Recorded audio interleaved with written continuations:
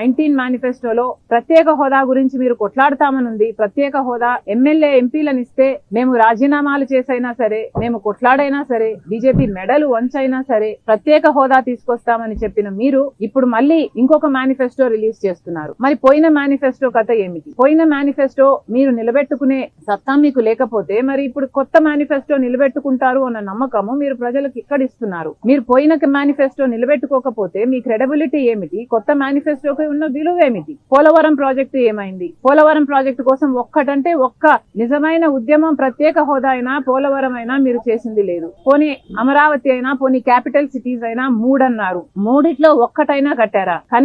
కనీసం ఈ రోజు ప్రజలు తలెత్తుకొని చెప్పుకునేటట్టు ఒక క్యాపిటల్ సిటీ కూడా ఆంధ్ర రాష్ట్ర ప్రజలకు లేదు అంటే ఇది అవమానం కాదా? పోయిన మేనిఫెస్టోలో మీరు పెట్టిన అంశాలు పూర్తి మద్యపాన నిషేధం. మరి పూర్తి మద్యపాన నిషేధం మీరు ఎందుకు చేయలేదు? పూర్తి మద్యపాన నిషేధం అని చెప్పిన మీరే, మీ సర్కారే ఈ రోజు మద్యం అమ్మే స్థాయికి దిగజారింది అంటే మరి మీకైనా, మీ మేనిఫెస్టోకైనా ఏం క్రెడిబిలిటీ ఉంది అని కాంగ్రెస్ పార్టీ ప్రశ్నిస్తుంది. ఈరోజు జాబ్ క్యాలెండర్ గురించి పోయిన మేనిఫెస్టోలో మీరు చెప్పిన అంశము ప్రతి జనవరిలో సంక్రాంతి ఎలా వస్తుందో జాబ్ క్యాలెండర్ కూడా అలా వస్తుంది అని మీరు చెప్పారు 5 సంవత్సరాల క్రితం. మరి దాని మాట ఏమిటి? జాబ్ క్యాలెండర్ ఒక్కటి కూడా 5 సంవత్సరాలు గడిచింది, 5 సంక్రాంతులు గడిచాయి, కానీ జాబ్ క్యాలెండర్ మాత్రం ఒక్కటి కూడా రాలేదు. మరి మీరు ఏం సమాధానం చెప్తారు?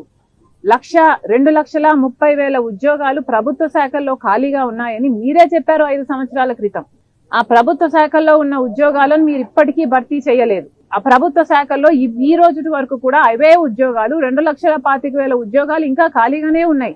మరి దానికైతే ఏమిటి? మరి బిడ్డలకు ఉద్యోగాలు ఎందుకు ఇవ్వటం లేదు? మీ కార్యకర్తలకు మాత్రం వాలంటరీ ఉద్యోగాలు ఇచ్చి అవి ప్రభుత్వ ఉద్యోగాలుగా చూపించి మభ్యపెట్టే ప్రయత్నం చేస్తున్నారు అంటే ఇంతకంటే దిగజారుడు రాజకీయం ఇంకొకటి ఉందా?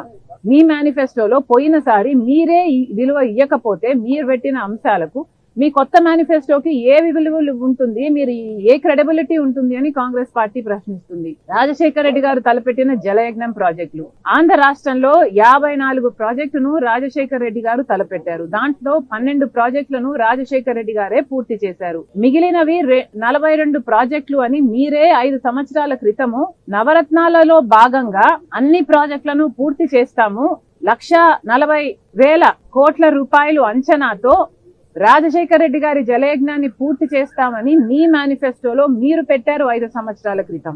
మరి ఈ 5 ఏళ్లలో ఎన్ని ప్రాజెక్టులు పూర్తి చేశారు? కనీసం సగం చేశారా? 10 చేశారా? 5 చేశారా? అంటే ఏది చేయకుండా పోయింది. రాజశేఖర రెడ్డి గారు 90%, 80%, 70%, 50% పూర్తి చేసిన ప్రాజెక్టులను కూడా మీరు పూర్తి చేయలేకపోయారు అంటే మరి మీ మేనిఫెస్టోకి ఏ విలువ ఉంది? పోయిన మేనిఫెస్టోలో మీరు చెప్పిన మాట మీరే నిలబెట్టుకోకపోతే ఈ మేనిఫెస్టోలో మిమ్మల్ని ఎందుకు ప్రజలు నమ్మాలి అని కాంగ్రెస్ పార్టీ ప్రశ్నిస్తుంది.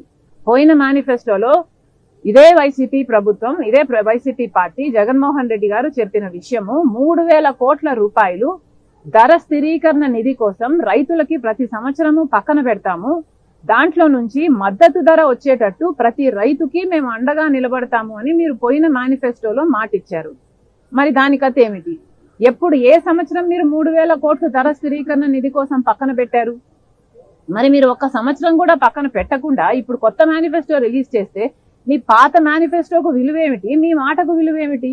అలాగే 4,000 కోట్లతో పంట నష్టపరిహారం కోసం పక్కన పెడతామన్నారు ప్రతి సంవత్సరం. ఒక్క సంవత్సరం అయినా మీరు పక్కన పెట్టారా? ఒక సంవత్సరం అయినా మీరు పంట నష్టపోతే ఇదిగో పంట నష్టపోయారు అని రైతులకు మీరు ఏమైనా డబ్బులు ఇచ్చారా? కనీసం రాజశేఖర రెడ్డి గారు ఇచ్చిన డ్రిప్ సబ్సిడీ కూడా ఇప్పుడు లేకుండా మీరు ఎత్తేశారు అంటే మరి మీరు ప్రజలకు ఏం సమాధానం ఇస్తారు?